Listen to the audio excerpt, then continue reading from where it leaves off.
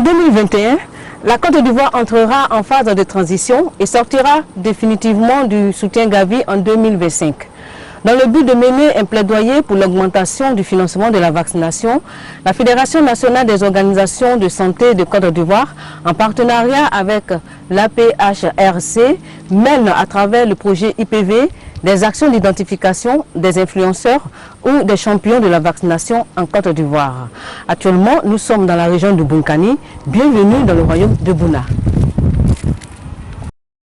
Située à plus de 500 km d'Abidjan, dans le nord-est de la Côte d'Ivoire, la région compte 267 000 habitants. Le royaume de Bouna est le premier royaume à être formé depuis le XVIe siècle. Son chef-lieu de région est la ville de Bouna. Il est important de faire vacciner les enfants pour éviter la maladie contre la polio, la méningite et certaines choses. Voilà, c'est pour leur santé. C'est très important. Donc c'est normal de faire vacciner les enfants dès bas âge. Il est très important de vacciner nos enfants pour les protéger contre certaines maladies telles que la fièvre typhoïde, la poliomyélite, le cancer du col de l'utérus.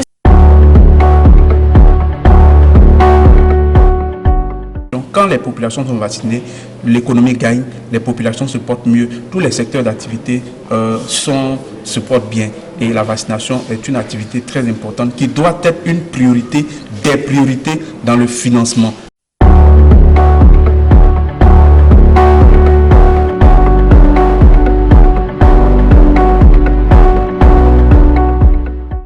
L'ONG Les Flamboyants est une ONG créée depuis 2013. Qui a 3 domaines d'intervention, que sont la santé, l'éducation et la protection.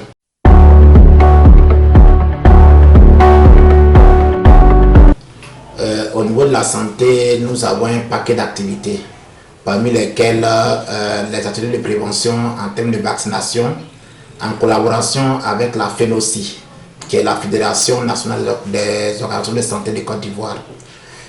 On a trouvé impérieux de mettre en place un projet dénommé IPV, qui signifie Initiative pour le plaidoyer en matière de vaccination. Parce que le partenaire principal qu'est Gavi retire son financement de la Côte d'Ivoire en 2026. On a estimé en tant que société civile de faire un plaidoyer auprès des décideurs, auprès du gouvernement, pour qu'effectivement, d'ici le retrait du partenaire principal à l'horizon 2026, que le financement alloué à la vaccination au niveau du budget de l'État ivoirien puisse connaître un accroissement. Et pour cela, il fallait d'abord travailler à avoir des bons indicateurs en termes de vaccination au plan régional au niveau du Bunkani. Et c'est pourquoi l'ONG Les Flamboyants, avec son conseil d'administration et ses partenaires, ont fait le choix sur la personne de M. Hien Tourkouté. Hien Tourkouté, c'est le symbole de la méconnaissance de l'avantage de la vaccination.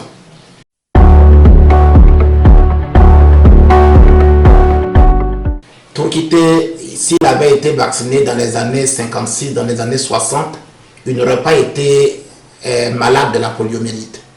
Et malgré cet handicap qu'il a, il a relevé des défis autant familial, des défis autant économiques, des défis en termes de sensibilisation pour la vaccination. Nous avons estimé, nous, en tant que ONG Les Flamboyants, qu'il était la personne idéale pour pouvoir porter le message en termes de sensibilisation en faveur de la vaccination.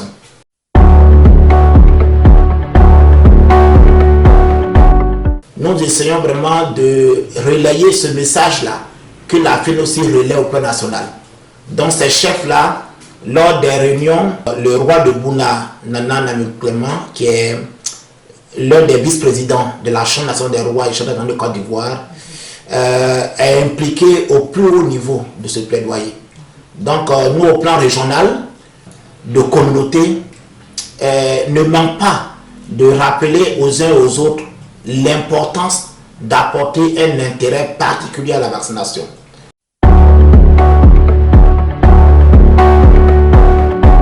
Ok, nous sommes en compagnie de M. Tourkouté et toute la famille. Mon vieux me conseille tout le temps, mon frère, mon fils, il faut te battre.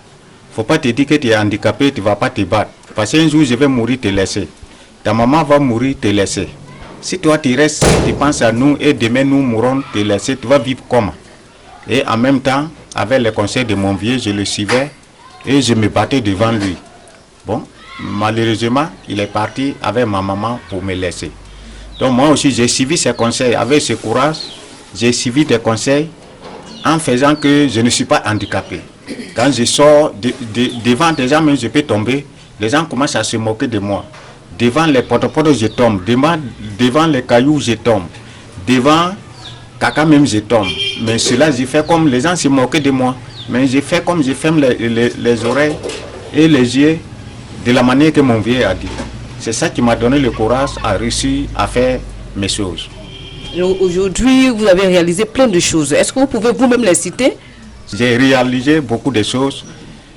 Dans un premier temps, j'ai construit. C'est là où nous sommes actuellement. Après, j'ai construit des choses quelque part, des locations, pour que les gens soient dedans pour louer. J'ai fait des parcs, les animaux sont dedans. J'ai fait un centre d'anacat, les gens sont dedans. Chaque saison pluvieuse, j'ai fait des maïs. Le fait d'être champion de la vaccination vous a permis de faire quoi exactement pour la ville de Doropo?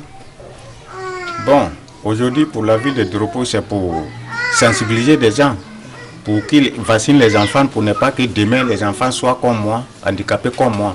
Il a fait des sensibilisations au niveau des radios de proximité comme Doropo et Bouna pour appeler un peu les pères, ses pères, à pouvoir vraiment accorder une importance capitale à la vaccination. Il a mené des activités de sensibilisation dans des villages, avec, malgré son handicap, avec des chefs de village, des présidents de jeunesse. Il leur a expliqué un peu l'importance de pouvoir avoir une couverture vaccinale sécurisée. Et comme il aime si bien le dire, la vaccination, c'est la clé de la santé. Depuis notre naissance, il a été avec nous, il nous a donné des consignes, il nous a éduqués, il nous a mis à l'école. Je remercie le bon Dieu pour ce qu'il fait. Le père est aujourd'hui le champion de la vaccination. Il disait toujours que c'est parce qu'à leur temps, il n'y avait pas de vaccination qu'il est dans cet état. Donc aujourd'hui, il nous encourage beaucoup à faire la vaccination.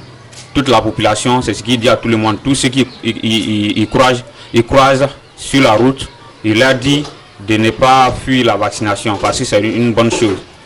Bon, nous on se disait, avec son état, peut-être il allait avoir honte d'en parler.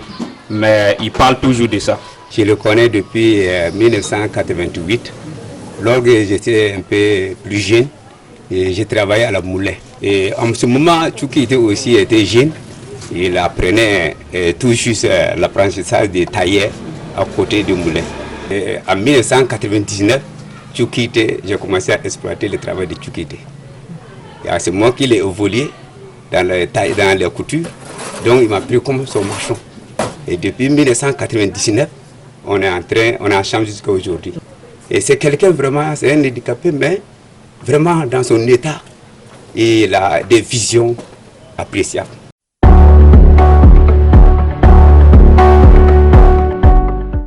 Gavi se retire en 2026. En 2026, Gavi qui apporte plus de la moitié du financement alloué à la vaccination à l'État de Côte d'Ivoire va retirer ce financement. La Côte d'Ivoire, je comprends mon pays, la Côte d'Ivoire, nous sommes un pays quand même qui n'est pas un pays pauvre. Mais la Côte d'Ivoire a des priorités en fait.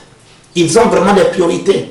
Et nous voyons malgré les actions que l'État pose, lorsqu'on arrange une voie, on multiplie une voie, dans 2 ans, cette voie-là, elle est dégradée. Il faut la reprendre. L'État a des priorités. Mais nous voulons dire, et comme le disent les Américains, investir $1 dans la vaccination, c'est faire un bénéfice de $16 pour les générations futures.